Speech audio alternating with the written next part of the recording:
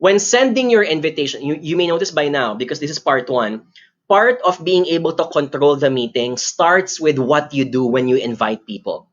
So when sending an invitation, rephrase your agenda into questions or imperatives that need to be answered so that when people get into the meeting, they know what's expected from them. So here's where I'm going to show you a bad example and a good example of a list of agenda. Traditionally, here's how people write their agenda. Ladies and gentlemen, these are the things that will be discussed in the meeting. Number one, guests. Number two, location of party. Number three, budget for party. While it's easy to understand them, it does not refer to the person you're talking to. What exactly do you want from them?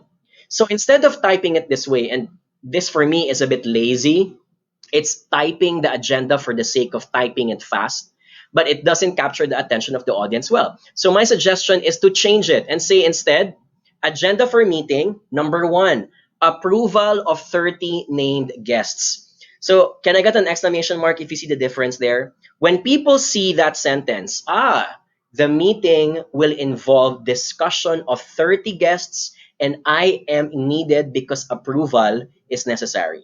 Number two, instead of typing location of party, be specific. Say instead, poll to decide on location of party. Is it in London or in Tokyo? So now you're making it clear to the attendees that you have to be there because we all are going to make a poll. And if you're absent, you're going to miss the vote.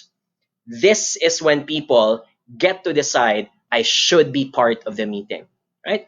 Or number three, don't just type budget for party. Type how much are we talking about? What exactly are we doing about it? Are we approving the budget? Is there something about the budget that needs to be reallocated to somewhere else, right? So be specific. And in this case, it gives people an idea, should I be there or is it worth missing? Is it worth skipping? Should I be there or should I send instead my representative, right? Most of the time, you get the wrong people in your meeting because you did not clarify what the agenda is all about, right? Give us an exclamation mark again. Are we learning something so far? And if you notice, it's all about your choice of words. It's all about making it clearer to the recipients why the meeting is taking place. Why is it that you're stealing 1 hour of my life?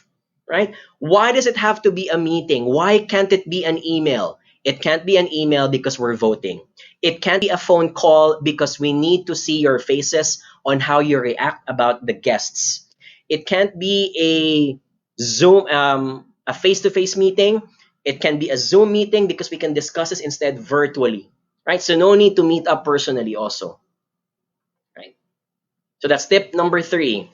Rephrase your agenda from words, from boring words or inactionable words into imperatives or questions in this case.